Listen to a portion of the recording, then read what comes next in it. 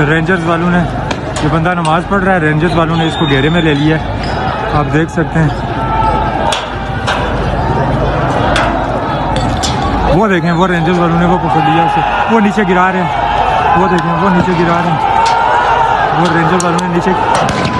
मैं सबसे पहले आज ये कसम खाता हूं और वादा करता हूं, मेरा कोई रिश्तेदार, मेरा कोई दोस्त, मेरा कोई अपना जानने वाला अगर वो फौज में है तो मैं आज से उसका सोशल बायकॉट करता हूं। वो मेरे लिए मर गया और मैं उसके लिए मर गया। खैबर पख्तूनख्वा हाउस के अंदर वर्कर्स ने नारे लगाए, अल जिहाद, कफन बांध के निकलेंगे। गंडापुर साहब ने कहा, लाश के ऊपर गुजर जाना मेरी, अगर मैं इमरान खान को छुड़वा के बाहर ना लेके आऊं। ये वो बंदा कंटेनर के ऊपर नमाज पढ़ रहा है, नमाज पढ़ते हुए तो यकीन माने कि वो मणिपुर के अंदर और मुख्तलिफ जगहों पर वो हिंदू भी नहीं मारते, वो आरएसएस के गुंडे भी नहीं मारते। ऐसा कुछ भारत में हो जाता तो दुनिया भर के मुस्लिम देश भारत का जीना मुश्किल कर देते, मगर आज मुस्लिम देशों का संगठन OIC भी खामोश बैठा है। यही चीज जो मैं कल बोल रहा था कि यही चीज जब दिल्ली पुलिस ने करी थी और उस आदमी को कुछ हुआ नहीं, उस आदमी को जिसको दिल्ली पुलिस वाले ने लात मारी थी उसको कुछ हुआ नहीं, वो जमीन पे था, क्योंकि उसके बारे में इतना हल्ला कि आपने नमाजी को ये कर दिया, नमाजी को वो कर दिया। यहाँ पे नमाजी को लात मार के उसकी हत्या कहा कि ये एक इंट्रा फाशिस्ट कॉन्फ्लिक्ट है, दोनों साइडें ये साबित कर रही हैं कि हम ज़्यादा फाशिस्ट हैं। दूसरी कहती है नहीं मैं ज़्यादा फाशिस्ट हूँ, फिर एक कहती है नहीं मैं उससे भी ज़्यादा फाशिस्ट हूँ, दूसरी कहती है अब मैं आपको दिखाऊंगा कि मैं उससे भी ज़्यादा फाशिस्ट हूँ। जितने पाकिस्तान से मजहब इस्लाम को निकालना है, ख़त्म करना है। यूरोप की और अमेरिका की हिमायत भी इन्हें इसी शर्त पे मिल रही है, भारत की हिमायत भी मिल रही है कि हम सेकुलर मुल्क बनने जा रहे हैं, फिर ये हिंदू मुस्लिम वाली लड़ाई भी खत्म हो जाएगी। नमस्कार दोस्तों, स्वागत है आप लोग का हिंदुस्तानी स्पेशल के एक और नए वीडियो में। दोस्तों एक बहुत बड़ी न्यूज़ आ रही है। न्यूज़ ये है कि पाकिस्तान जो कि इस्लामिक कंट्री बनता है, वहाँ पे एक नमाज पढ़ते हुए नागरिक को जो है वो कंटेनर से ऊपर धक्का दे दिया गया, जिसके बाद उसकी मौत हो गई। दोस्तों ये खबर आग की तरफ पूरी मुस्लिम दुनिया में फैला, क्योंकि जब इंडिया में ऐसा कुछ होता हुआ नजर आता है तब पाकिस्तान तो चीखे मार मार के पूरी दुनिया के सामने ये कहता है कि भारत में मुस्लिमों के लिए कोई जगह नहीं है। लेकिन जब खुद पाकिस्तान की ही आर्मी, पाकिस्तान की पुलिस जो है वो नमाज पढ़ रहे लोगों को ऐसे ढकेलती है, गिराती है और उसको मार देती है, तब पाकिस्तान बिल्कुल सुनने है। लेकिन वहाँ पर इमरान खान की पार्टी लगातार उसके समर्थन में उतर गई है और लाखों की भीड़ जो है वो पाकिस्तानी आर्मी और पाकिस्तानी रेंजर के सामने आ चुकी है। अब पाकिस्तानी आर्मी को समझ में नहीं आ रहा है कि वो अपने दुश्मनों से लड़ाई करेंगे या फिर अपने ही देश के आवाम से करें, और इसीलिए पाकिस्तान में सिविल वार जैसा एक सिचुएशन जो है वो पैदा होता हुआ नज़र आ रहा है, जिसके बाद कहा जा रहा है कि पाकिस्तान सिविल वार में जल्दी ही जाने वाला है। क्योंकि अगर इमरान खान को नहीं छोड़ा गया तो फिर सिविल वार होने की संभावना लगभग 90 से 95% बढ़ जाते हैं। तो चलिए वीडियो में चलते हैं, देखते हैं पाकिस्तानी मीडिया के इन सब चीज़ों पर क्या रिएक्शन है। या नहीं पता नहीं, उसका सर खुल गया है, पता नहीं किस हालत में होगा, गर्दन की हड्डी टूट गई होगी, कोई पता नहीं है क्या हुआ है उसके साथ। मैं आपको एक बात मुसलसल बता रहा हूं, इसको प्लीज अंडरस्टैंड करें। यह ऐसे खत्म नहीं होगा। निजाम की मुकम्मल शिकस्त के बगैर ना इमरान खान बाहर आएगा, ना ये हालात बेहतर होंगे।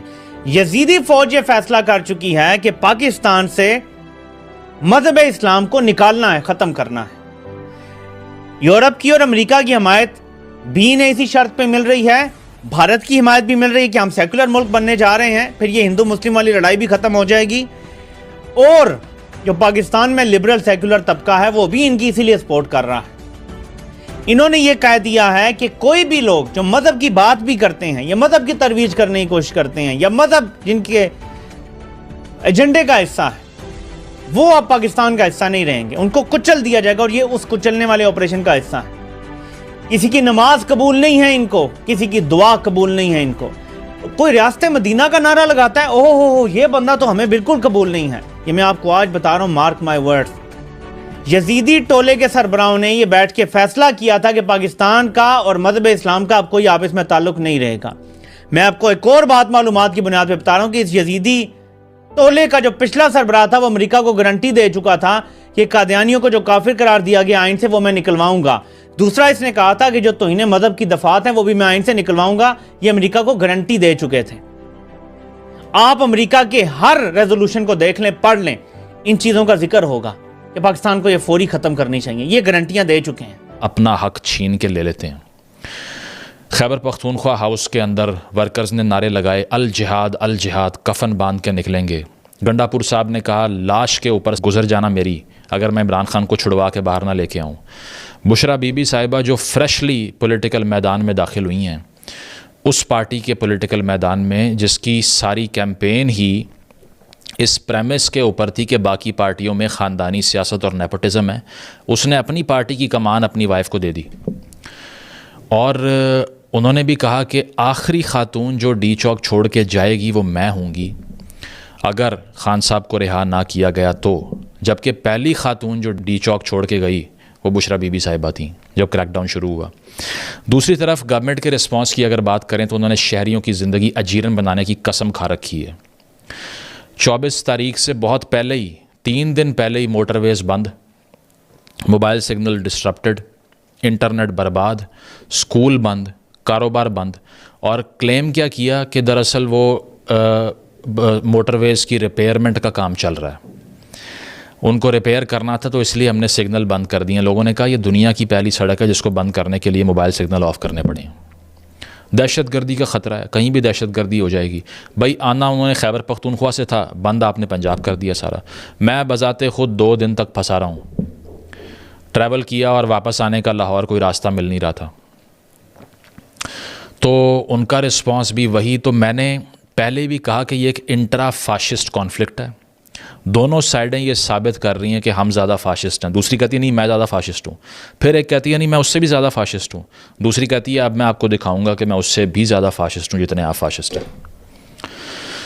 तो होता इस तरह से है कि 24 नवंबर की फ़ाइनल कॉल, जिसके 4 मुतालिबात थे कि 26वीं आईनी तरमीम वापस ली जाए, वो 26वीं आईनी तरमीम जो कि PTI ने जब कहा कि कॉन्स्टिट्यूशनल बेंच बना दें, कोर्ट ना बनाएं तो हम आपके साथ हैं, वैसा ही हुआ। तो उसके बाद में उन्होंने कहा कि नहीं हम इसके ख़िलाफ़ हैं, क्यों है नहीं पता। नंबर 2, उन्होंने कहा कि जितने जेल्ड वर्कर्स हैं उनको छोड़ा जाए, सही है। और नंबर 3 ये था कि इमरान खान साहब को छोड़ा जाए। नंबर 4 ये था कि जुमेरात तक का टाइम दे रहे हैं, मैंडेट छोड़ दें। तो उनकी एक्सपेक्टेशन थी कि 2 दिनों में वो कॉल देंगे, शहबाज शरीफ इस्तीफ़ा देगा, सारे आर्मी चीफ वगैरह ये वो सब घर चले जाएंगे। तो ये मुतालिबात लेके वो आ रहे थे। और जब देखा कि बाकी जगहों पे उतनी सपोर्ट नहीं है, क्योंकि AFP जो कि फॉरेन प्रेस है, मैं लोकल मीडिया की बात नहीं कर रहा, लोकल मीडिया तो फुली कंट्रोल्ड था, आप तो यही कहते हैं ना फुली कंट्रोल्ड, हम भी मान गए कंट्रोल है, ठीक है। AFP, अल जज़ीरा, जितने प्लेटफॉर्म उठा के आप देखें, नंबर क्या है 10,000, 10,000 का क्राउड आता है अल्टीमेटली सारे मुल्क में मकबूल पार्टी का, क्योंकि नहीं लोगों के पास वक्त, नहीं लोगों के पास एनर्जी कि वो मज़ीद अब अपनी ज़िंदगी बर्बाद करें ये सब कुछ होता देख के।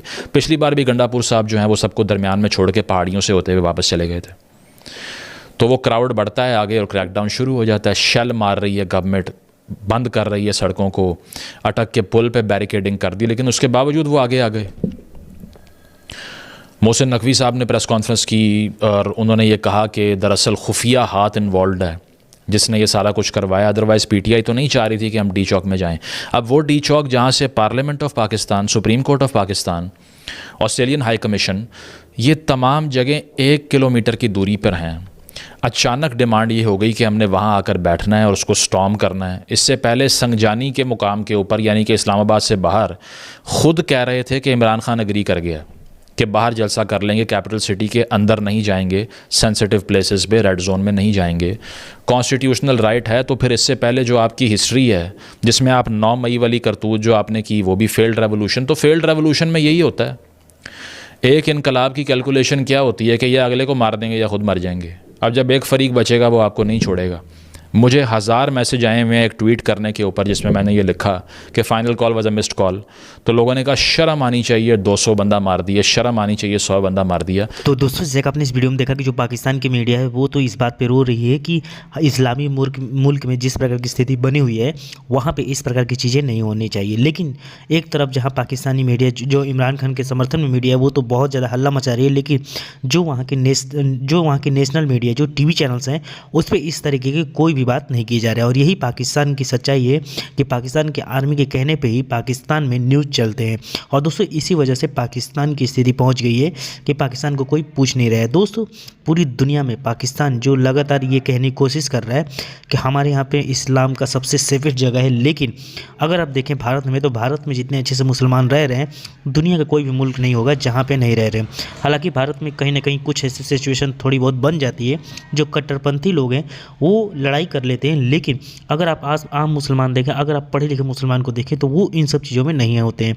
लेकिन पाकिस्तान में जिस तरीके की वीडियो सामने आई है उसके बाद से तो पूरी दुनिया में, खास करके मुस्लिम देशों में भी इसके ऊपर हड़कंप मचा हुआ था। दोस्तों बस आज के वीडियो में इतना ही।